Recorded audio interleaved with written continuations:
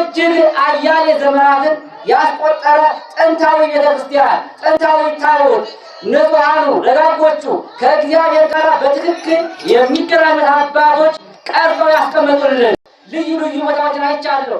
እንደዚህ ደግሞ የማረከኝና ብዙ ነገሩን ያደረኩበት ቦታ የለም። በራሱ ጊዜ ራሱን ያስከበረ ቦታ ማን ነው ከተባለ አምደው ቅዱስ ሚካኤል ይባላል። ይደላ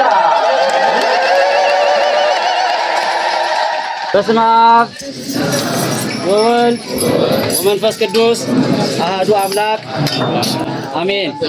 አባቶች ካህናት፣ በተለይ ደግሞ ይህን ታላቅ ገዳም እያገለገላችሁ የምትኖሩ ያለ ክፍያ ማለት ይቻላል ይህን ድንቅ ገዳም ይህን ድንቅ ቦታ እያገለገላችሁ የምትኖሩ አባቶች ካህናት፣ ወንድሞች ዲያቆናት፣ እንዲሁም መምህራን ቤተክርስቲያን፣ እንዲሁም ደግሞ የእግዚአብሔርን ቸርነትና የቅዱስ ሚካኤልን አማላጅነት ፈልጋችሁ ይህን ሁሉ ሀገር አቆራጣችሁ የመጣችሁ በዚህ ሰዓት በዚህ ቀን እዚህ ቅዱስ ቦታ ላይ የተገኛችሁ ሁላችሁንም በኃያሉ በልዑል እግዚአብሔር ስም እንደምን ሰነበታችሁ? እንደምን ቆያችሁ? እንደምን አረፈዳችሁ? ምሕረቱ በዝቶልን መዓቱ ርቆልን በቸርነቱ ብዛት ይህችን ቀን ስላሳየን አባታችን አምላከ ቅዱስ ሚካኤል ኢየሱስ ክርስቶስ ክብር ምስጋና ለቅዱስ ስሙ ይሁን፣ አሜን።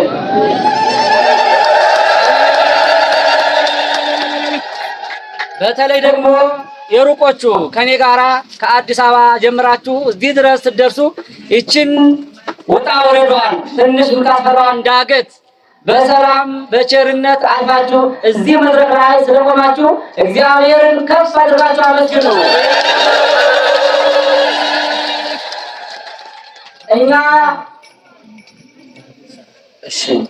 እኛ ደግ ከሆንን መልካም ከሆንን ለእግዚአብሔር ከተገዛን ሁሉ በእጃችን ሁሉ በደጃችን ነውና ምሕረቱ ስለበዛልን አሁንም በድጋሚ እግዚአብሔርን አመስግኑት። እንግዲህ እኔ እዚህ ቦታ ከመጣሁበት ሰዓት ጀምሮ ሁልጊዜ በመደመም በመገረም ላይ ነው ያለሁት። ምክንያቱም ከቦታው አቀማመጥ ጀምሮ ምክንያቱ ደግሞ የመልአኩ የቅዱስ ሚካኤል ታላቅ ስራ ታላቅ በረከት። ምክንያቱም ይህን ስናገር ዛሬ ለመድረኩ ሙቀት ብዬ አይደለም። በተለይ ደግሞ ከአዲስ አበባ የመጣችሁ ከኛ ጋር የመጣችሁ ብዙዎቻችሁ ማስታወቂያውን ስንሰራ እግዚአብሔር አምላካችን አምላከ ቅዱስ ሚካኤል መምህር ወልደመድኅንን ምክንያት አድርጎ ወደ እኔ አመጣቸው። ያ ማስታወቂያ ከተነገረ ጀምሮ ወደ እኔ እየመጣ ያለው መልእክት እጅግ ይገርመኛል። ለዛ ነው አሁን ለመመስከርም የፈለኩ ያለሁት። እጅግ ታላቅ ታቦት ታላቅ ጥንታዊ ቤተክርስቲያን ደግሞ ጊዜያዊ አይደለም፣ በእኔ ዕድሜ አይደለም፣ በአባቴ ዕድሜ በሽማግሌው ዕድሜ አይደለም። ይሄ ቤተ ክርስቲያን የተመሰረተው እጅግ አያሌ ዘመናትን ያስቆጠረ ጥንታዊ ቤተክርስቲያን፣ ጥንታዊ ታቦት ንጹሐኑ ደጋጎቹ ከእግዚአብሔር ጋር በትክክል የሚገናኙት አባቶች ቀርጸው ያስቀመጡልን ይሄ ቦታ ታላቅ ቦታ ነው። እግዚአብሔርን አመስግኑት።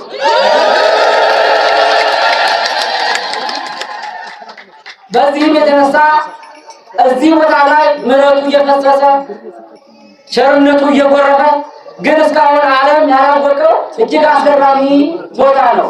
እንደምታያቸው አባቶች እንኳን ብዛት የሌላቸው በጣም ትንሽ ደግሞ ያሉትን በድካም በብዙ እውቀት ነው እያገለገሉ ያሉ በድቁናው በቅስናው በማለቱ በብዙ ነገር ይሄ ማይንቆር ማስተካከል ሰው የሌላቸው ድንቅና ንጹህ ቦታ ማለት ይሄ ቦታ ነው።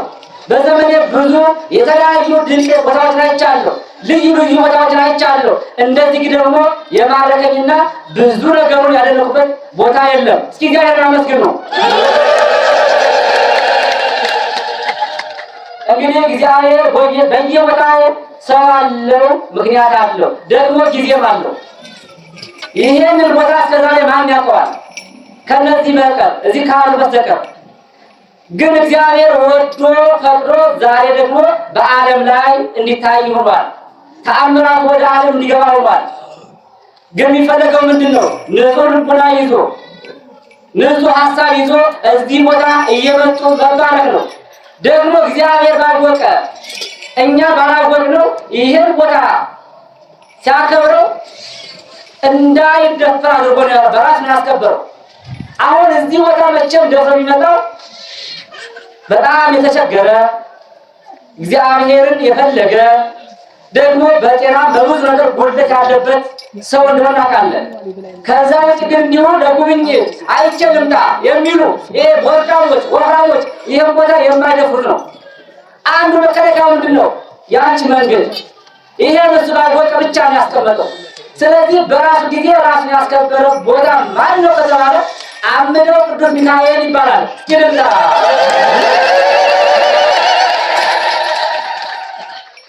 ከዚህ በመቀጠል ግን ንግግር አያወዛባችሁም። ይህንን ቦታ ወደ ዓለም እንዲተዋወቅ እኔም ጭምር እንድመጣ የረዱኝ ያገዙኝ የተለያዩ ተአምራቱን ለእኔ በመንገድ ያበሰሩኝ እግዚአብሔር የመረጣቸው ድንቅ ወንድሜ አባቴም ማለት እችላለሁ፣ ጓደኛዬም ማለት እችላለሁ። መምህር ወልደመድኅን ወንጌሉን ያስተምሩናል። መቼም በዚህ ቀን እሳቸው ካላስተማሩ፣ እሳቸው ካልተናገሩ፣ እሳቸው ካልመሰከሩ ከእሳቸው በላይ ማን ይመጣል? ደግሞ በዚህ መንገድ መምህር ማሳስቦት እንደው ጊዜ ካለዎት እግረ መንገድዎትን ስለ ቦታው አጭር ታሪክ በአጭሩ ታሪኩን ቢነግሩን። በእርግጥ ተደጋጋሚ ሰምቻለሁ። ደግሞ ለብዙሃኑ ታቦቱ ቆሞ ባለበት በፊት ለፊቱ ደግሞ ያጋጠመውትንም ታሪክ እንዴት ይህን ቦታ እንዳገኙት ይህን ሁሉ ጫካ ይህን ሁሉ በረሃ አልፈው ይህን ቦታ እንዴት እንዳገኙትም በዛው ቢነግሩን። በዛው ማያይዘው የቦታውን ገጸ በረከት ጸጋውን በረከቱን ለሁላችንም እንዲያካፍሉን ስል በእግዚአብሔር ስም እጋብዛለሁ። አሁን ወደ መምህራችን ወደ ወልደመድኅን እንግዲህ ይህንን ሚዲያ የምትመለከቱ ሁላችሁም አሁን የሚያስተምሩን ማን ናቸው? ገዳሙን በዓለም እንዲታወቅ ያደረጉት መምህር ወልደመድኅን ይባላሉ። በሌላ ደግሞ በሚዲያ ስራቸው ቤተ ወንጌል ይባላሉ። አሁን እሳቸው ያስተምሩናል፣ እሳቸው ይመክሩናል። ወደ እሳቸው